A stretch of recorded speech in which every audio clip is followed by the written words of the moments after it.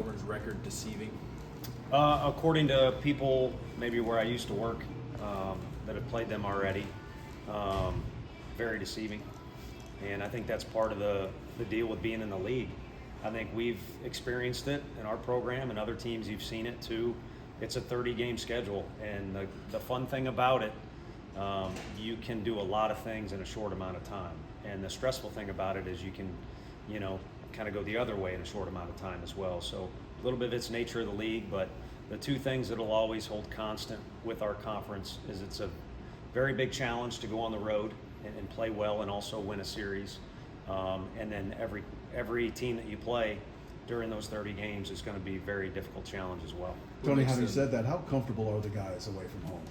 I think so. I think they really enjoyed the travel we did in the fall, and that kind of gave them a little inside look and how things are going to go. And then we did our usual, tournament that I think was kind of mind-blowing how cool it was with the way the Shriners do everything and the competition and, of course, playing in that park. And then now our guys don't have any excuses. They've been there, done that. We go down to Tuscaloosa. Alabama's kind of revamped things a little bit. They've always had a lot of talent and a little different deal going on there now. And so now our guys know what it looks like to go on the road, and it's probably going to be similar. It came down to Sunday, and it came down to, you could call it a few pitches, but really all the pitches make up the game, and probably be similar either this weekend or any weekend after. Feels like Auburn is never really out of any game. Offensively, what makes them dangerous? I think, the two left-handed hitters, Irish is doing a lot of catching, and then McMurray at first base kind of took the baton from Sonny. There'll always only be one Sonny, but he took the baton from him, and it kind of works that way in this league. You usually got two or three guys that the rest of the lineup, maybe operates around a little bit. I don't know if that's a fair way to say it, but there's other guys too. Their right fielder's been there a long time and has a lot of experience. So a lot of, to be honest with you, it's a generic answer, but a lot of the things that the other teams have in the league, they do too. It was pretty late in SEC play last year by the time y'all played your first rubber match. Do you like the fact that y'all are getting a heavy dose of that early in the season? Yeah, because I think you start to learn how to navigate those waters a little bit. It can be very emotional on a Sunday. There's stuff that has led up to that moment. There's back and forth. You're more familiar with the team. And then you're wanting to do so well because there's a finality to the thing, or finality, I guess I should say. So, again, to see what it looks like, to experience it, and also get repetitions under your belt so you can repeat or use what's worked for you in the past and maybe discard or adapt to things that have not worked is certainly in your benefit when you have experienced it like that. Team's kind of been bummed and bruised a little bit. Kind of where are you health-wise? AJ, Kavaris, Billy? Yeah, and part of the AJ thing has been, you've asked, so I feel guilty, but you're so caught up in the moment of what's going on that day. And for him, we knew there would be a gap in between when he'd be available and when not. So, and then also kind of like when things started, it's soreness and strain in certain areas. And those sore and strain are two very vague terms, but that's what he's dealing with. And I think you got to take into account what are we trying to do this year, but more importantly for A.J. Russell's career, what are we trying to, we're kind of looking for another Garrett Crochet, to be honest with you. There's only one of those big guys.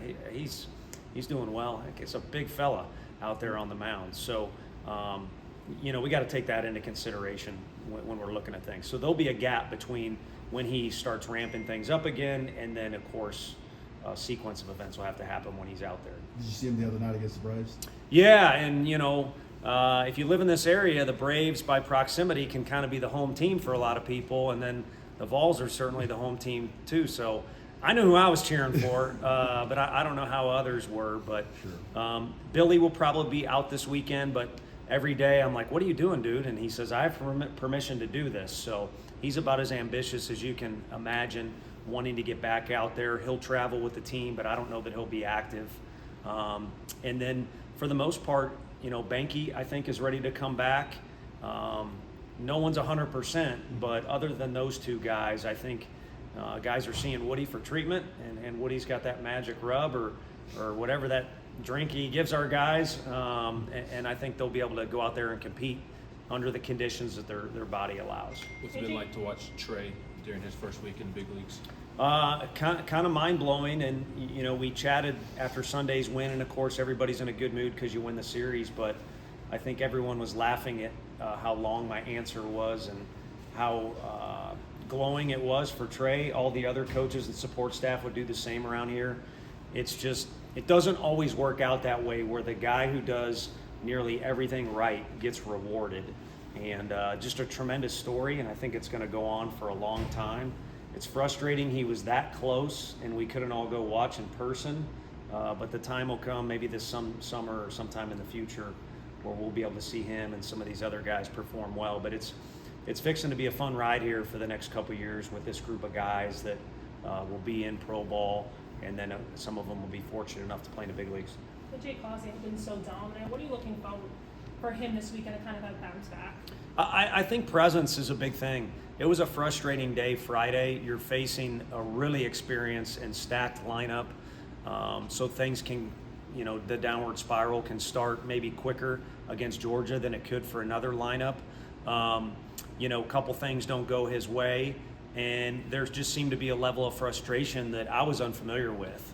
And his presence in the weight room and at practice always is kind of similar, kind of stoic, and always kind of blinders on, I'm charging ahead, and he seemed to hit a road bump with that a little bit. And so more than anything, just for him to maintain that presence.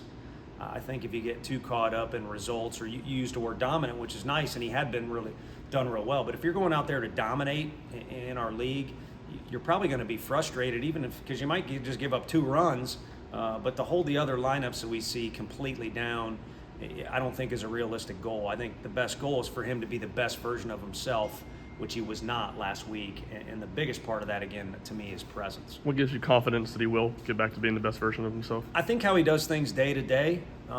We've had guys, Mr. Beck has a blip on the radar screen there that everybody wants to scrutinize for a minute, but you judge a guy like him or others not based on one moment or one day or one play, but just what are they like every day? And like Jordan Beck, the kid is a superstar worker. He's a great teammate. He's eager to learn. He's humble off the field and confident on the field. So again, I think just, the high number of repetitions or the big stack of information we have that contradicts what, went on last weekend. And it's not like last weekend he was awful or was throwing his glove all over the place or anything like that. He ran into a really good team, missed a spot too many times, and then I think got frustrated when things didn't go his way instead of buckling down a little bit more. And who knows, leave him out there like we did with Beam against Alabama. He could have put a positive spin on that outing, but we decided to kind of play the pitch count game and maybe get him a little extra rest because it is a long season. Where do things stand on the left side of your infield going into the weekend with Billy out and given what Bargo did last weekend? Yeah, I think Alex Perry looks really good at the plate, so anxious to see if he's healthy enough to play. I guess that was one name he could kind of throw in there that is in limbo a little bit. I think Dalton is comfortable wherever you put him because of his attitude, but also because we've thrown him around everywhere, so he's got experience at each position. Ariel now kind of has gotten some at-bats under his belt. I wish he had 50 more, but it's not going to be the case, so we might as well just move forward. The kid's athletic and capable, strong enough, and confident enough. So, and Dean's for, I was going to make a California joke, but he's low maintenance. Let's just put it that way. And I think he's capable of playing at both spots. So it's nice to have options. We've got options, and I think we'll kind of play it out as we see fit against the pitching that we'll see. I know Friday we know who we're facing, and then they'll announce their starter the day of the game the next 2 days. So we'll kind of play that game a little bit too. What are some of the benefits this week of not having a midweek game? I think rest and recovery has been key for this group. Dean Curley, I don't think, since we just talked about him, I don't think he really fits into that category. But some of these other guys have been through the battles. They've been playing every day from day one. They really get after it in the weight room with Q. So I think recovery and rest is important, and it can be very beneficial to hit the reset button there in a little bit. And it was kind of like our little all-star break. We crossed over the halfway point this past weekend. If we were a much younger team, which we might be next year, I'd say that we need to do a scrimmage or something like that to simulate that game. But this is an older group. There's a lot of experience, and there's a lot of guys that if we don't tell them, hey, calm down a little bit on the repetitions, they won't do it. So I think this worked out well, and we were able to mix in some good things the last few days on the field. How much of a blessing is Bargo's versatility and kind of his mindset as well? It's massive. I mean, I guess maybe he's our Zobrist. And Frank always talks about back in the 80s or 90s, it seemed to be taboo in the big leagues to be a utility guy. You wanted to master one position. And starting with Zobrist, I think an exclamation point was put on the fact that if you can do a multitude of things, you're more valuable. And I don't think he's an expert in any of the positions he plays, and I think that's more by age than ability.